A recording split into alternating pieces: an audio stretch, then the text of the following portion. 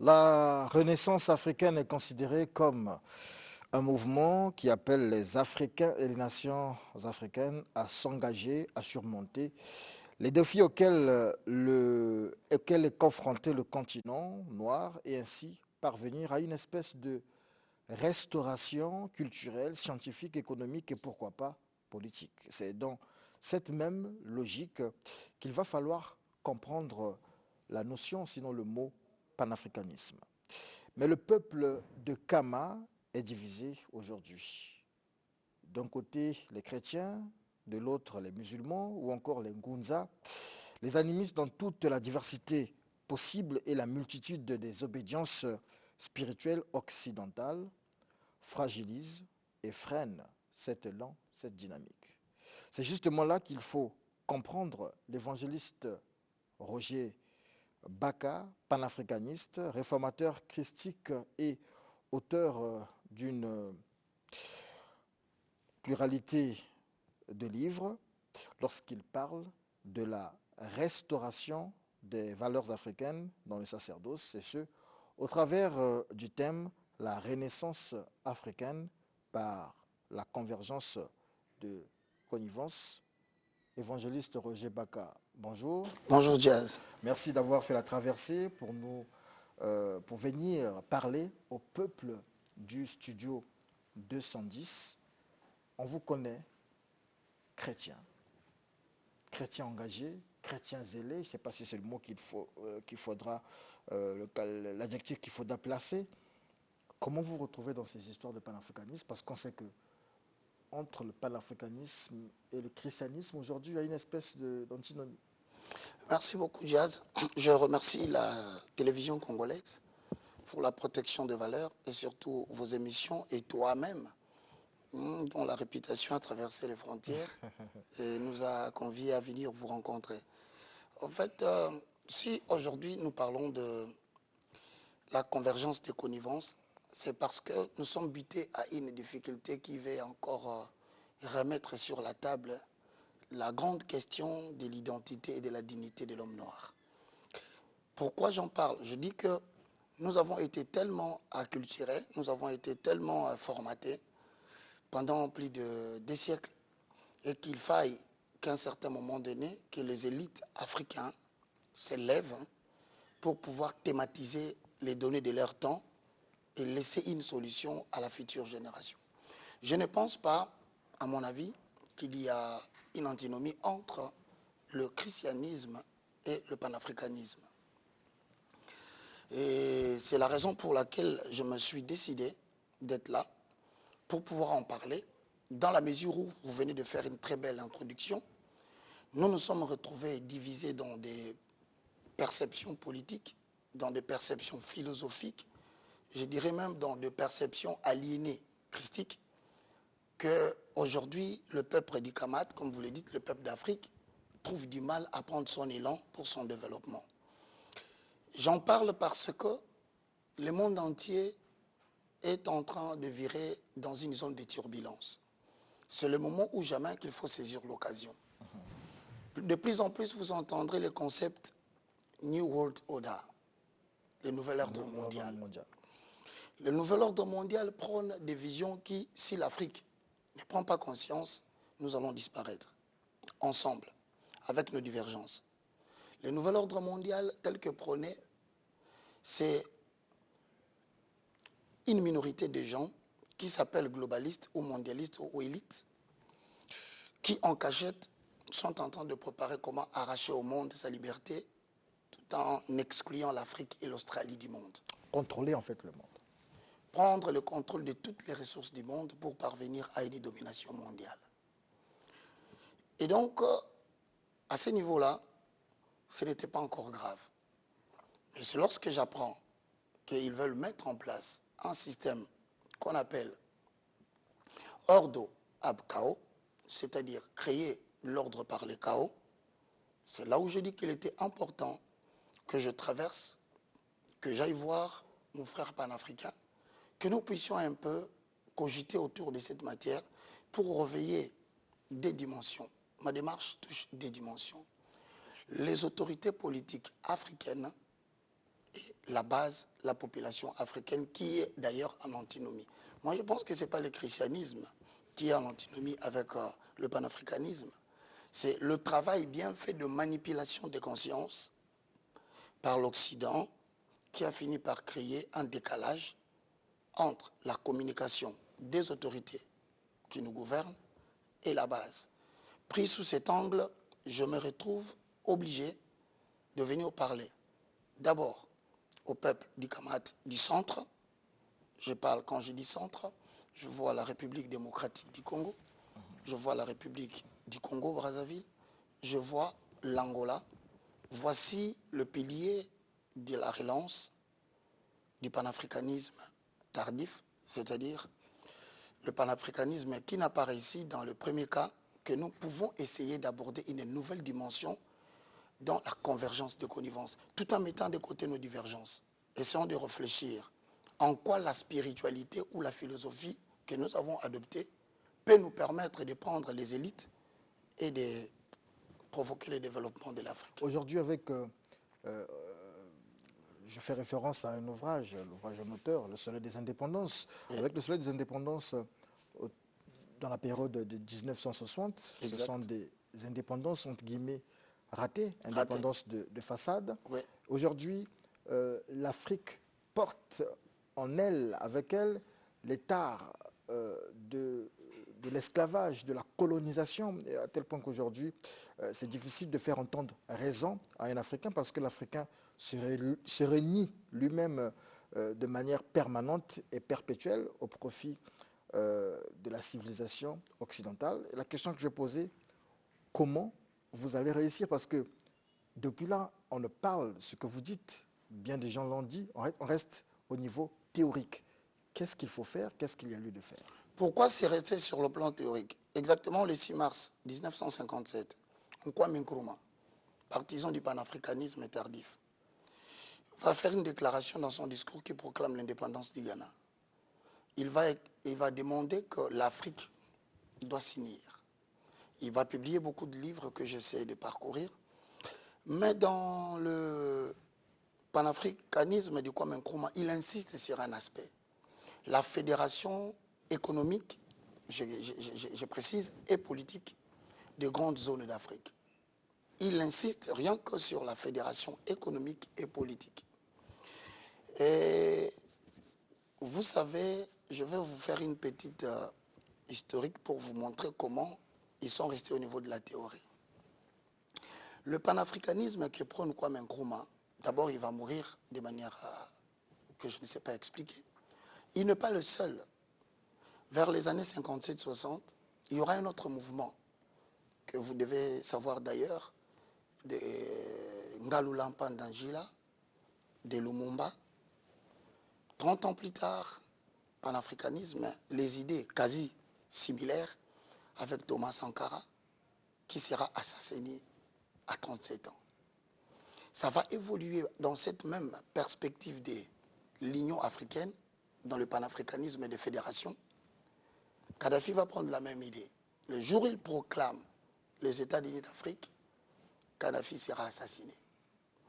Vous dépassez cette époque. Vous venez dans le mouvement patriotique avec le président maréchal Mobutu, qui d'ailleurs, je vous apprends, qui était quelqu'un qui voulait protéger le panafricanisme, qui a été assassiné.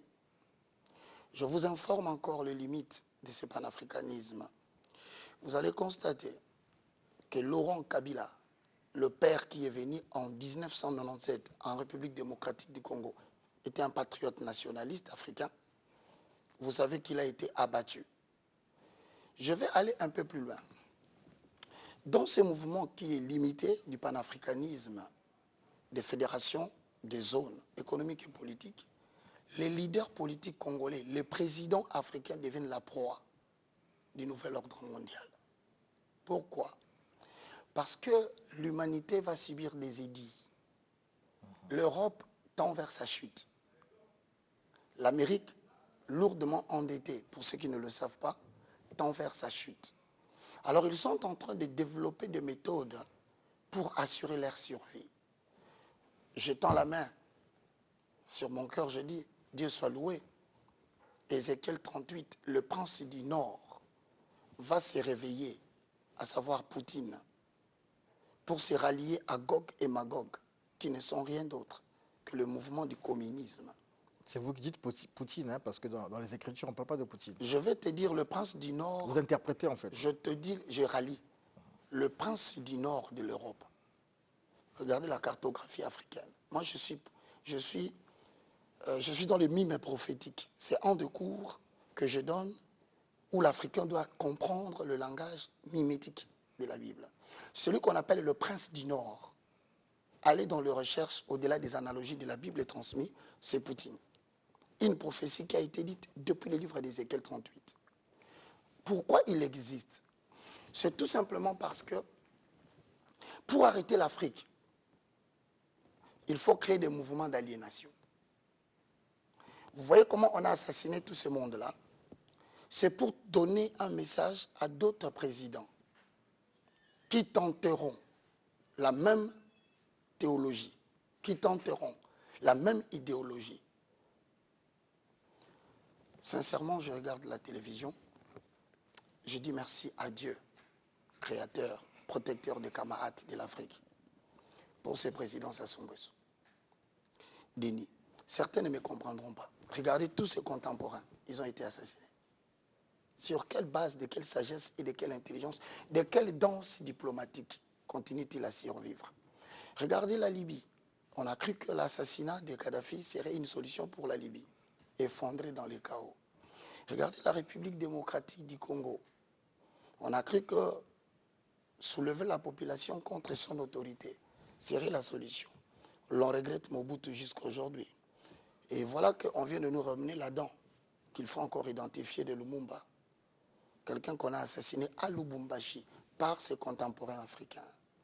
Maintenant, lorsqu'ils ont compris que le mouvement de l'assassinat n'est passé plus bien, le nouvel ordre mondial va passer dans une nouvelle dimension pour arrêter le panafricanisme.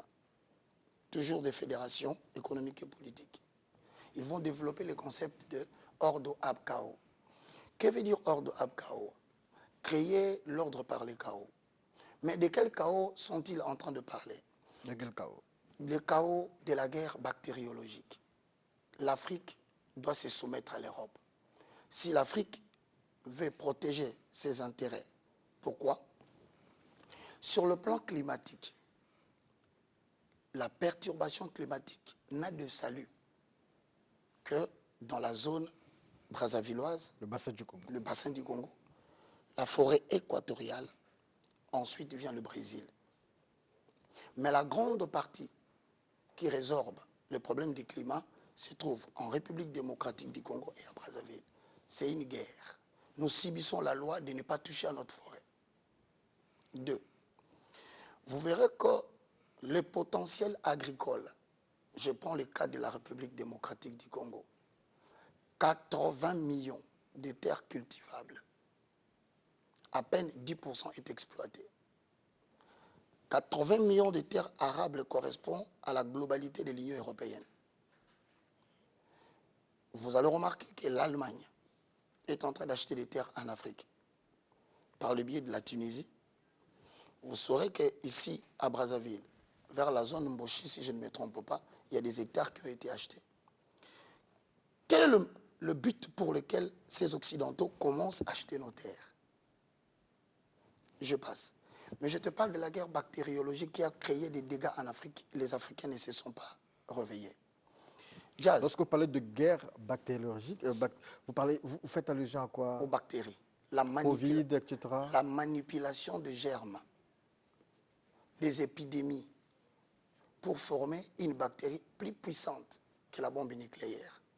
Ce qui soumettrait les nations à rechercher le secours auprès de l'organisation. Vous êtes dans les théories du complot en réalité. Mais je suis en train de te montrer. Dans les théories du complot. La théorie du complot, c'est ça. Regarde cette théorie, qu'est-ce qu'elle a engendré comme dégâts en Afrique. Vous pensez que nous avons été en confinement pour rien? Ceux qui ont été prudents ont protégé leur corps. Je parle des autorités politiques. Parce que cette loi dit, vous ne vous soumettez pas au dictat de l'Europe, des blocs occidentaux, je veux dire, vous serez déstabilisé politiquement parce qu'on va utiliser un Africain.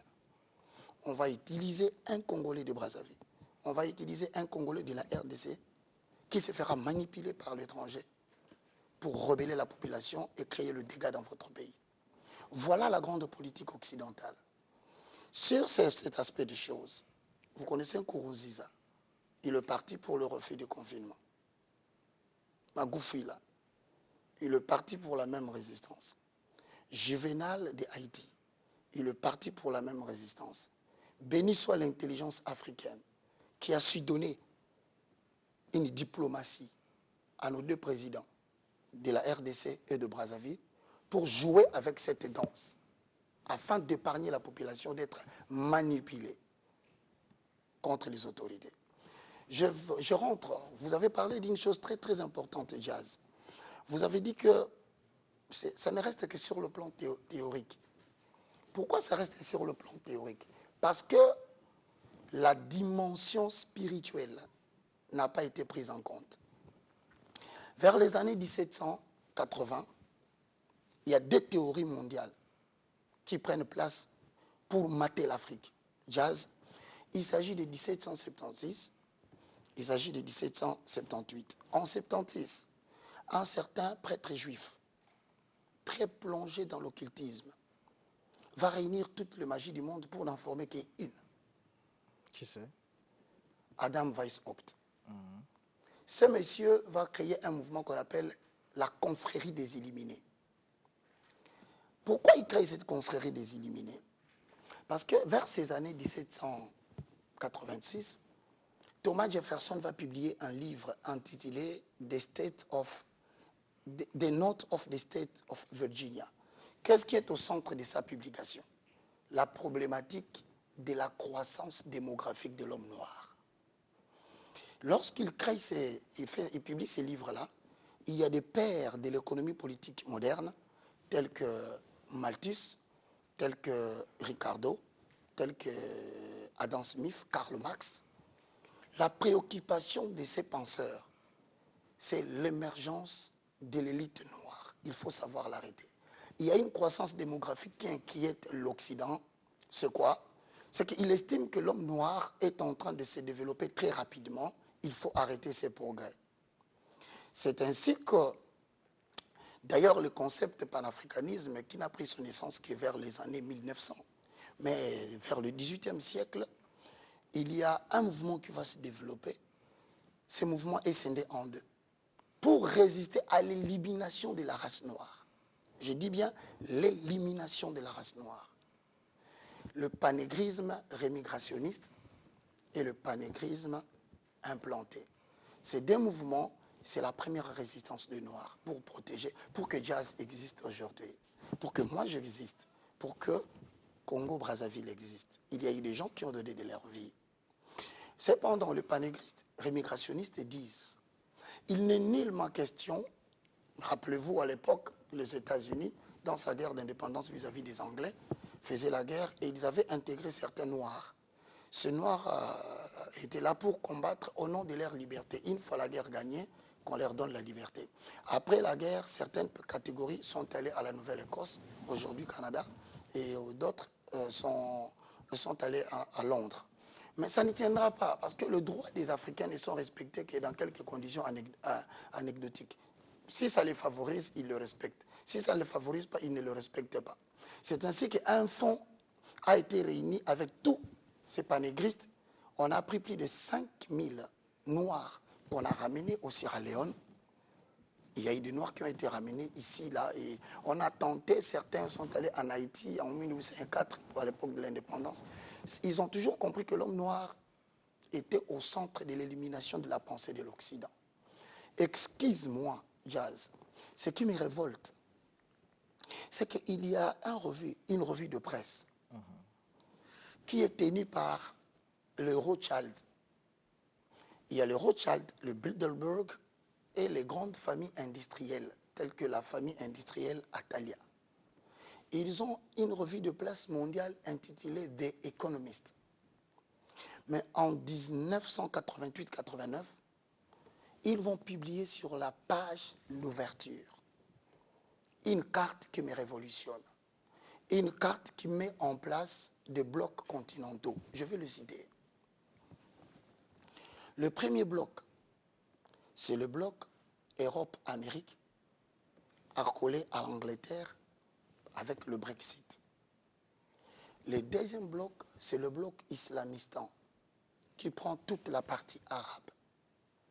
Le troisième bloc, c'est le Confucianat, la Chine. Il respecte cette puissance régionale. Le quatrième bloc, c'est les Hinduland, avec l'émergence de l'Inde. Jazz, quelle surprise est la mienne en tant que chrétien panafricain? C'est que vous allez remarquer deux choses dans cette carte. Il n'y a pas l'Afrique. L'inexistence de l'Afrique subsaharienne et la disparition de cette carte de l'Australie. Je pose la question. Qu'est-ce que l'homme blanc envisage pour nous? Alors, est-ce que pour nous, justement, nous sommes à la fin de cet entretien, Oui. est-ce que pour nous, le problème, ce n'est pas, vous avez commencé par citer Kwame Nkrumah, vous êtes allé jusqu'à la fin, est-ce que ce n'est pas aussi le fait d'avoir ignoré, d'avoir négligé le combat, la bataille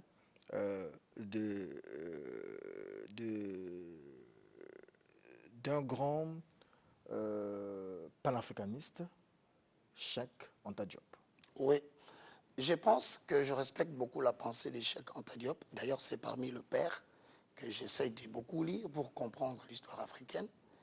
Mais, écoute, je t'ai parlé du mouvement philosophique qui a été créé par Adam Weishaupt. Cela va intégrer l'homme blanc et le noir. Pourquoi? Parce que le mouvement philosophique va au niveau de l'âme. L'être humain est composé de trois hommes comprenant deux natures. Dans la composition de l'être humain, la Bible n'est pas contre. En termes de 1 Thessaloniciens 5, 23, que le Dieu de paix vous sanctifie lui-même tout entier. Il commence par l'esprit, l'âme et le corps. Et que tout votre être soit conservé irréprochable en harmonie. Mais ce que me préoccupe ici, c'est que le mouvement philosophique lancé par l'Occident, c'était une manière de continuer à maintenir l'homme intellectuel africain par des mouvements philosophiques qui peut créer la supériorité de l'homme noir sur l'homme blanc.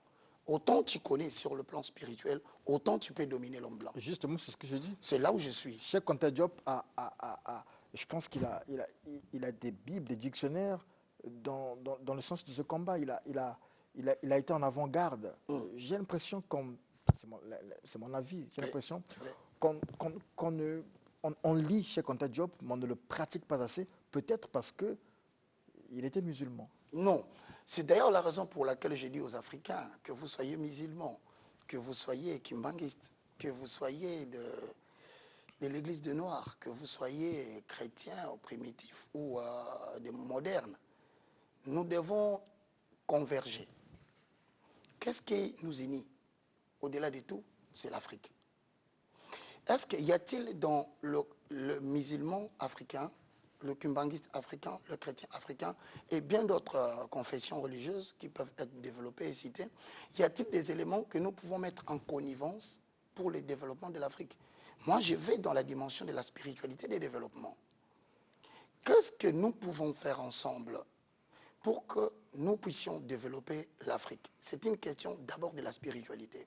Ensemble, au-delà de l'indivergence, Voilà. Se battre pour le continent. Deuxième question, lorsque nous regarderons nos autorités politiques, c'est alors que nous leur poserons la question. Quel est le problème qui est au centre de la méfiance de la population avec les autorités? Si nous découvrons ces problèmes, ensuite nous allons prendre des éléments que l'homme blanc nous a aliénés. La démocratie à l'occidental, et le deuxième, c'est les églises de réveil. Je m'excuse, que d'autres qualifient des églises de rêveurs. Ou de sommeil. Il faut une restauration. D'ailleurs, c'est ce que je développe dans les livres que j'écris. C'est le consciencisme. Jazz, je vais en 1 minute ou 2 minutes dire certaines choses qui sont indispensables pour le Congo-Brazza et pour la RDC. Il faut la restauration de valeurs. Il ne nous reste que quelques secondes. La restauration de valeurs sacerdotales. Dans la mesure où nous allons nous réapproprier nos valeurs culturelle africaine sans rejeter certains éléments exogènes que les Blancs nous ont apportés. Il faut que nous puissions nous poser la question. Israël nous a ramené la Bible. L'Occident dit que c'est le livre de développement. Mais Israël a une armée forte. Israël est fort en élevage. Il est fort en agriculture. Il est fort dans la pisciculture. Mais pourquoi c'est la même religion qu'on nous apporte qui développe au Congo la bassesse économique, qui développe dans le bassin du Congo la bassesse politique? C'est parce que les autorités politiques, que vous alliez au Mali, que vous alliez en Côte d'Ivoire, que vous veniez en République démocratique Congo comme ici, en Angola, les autorités politiques développent une peur vis-à-vis de leur base.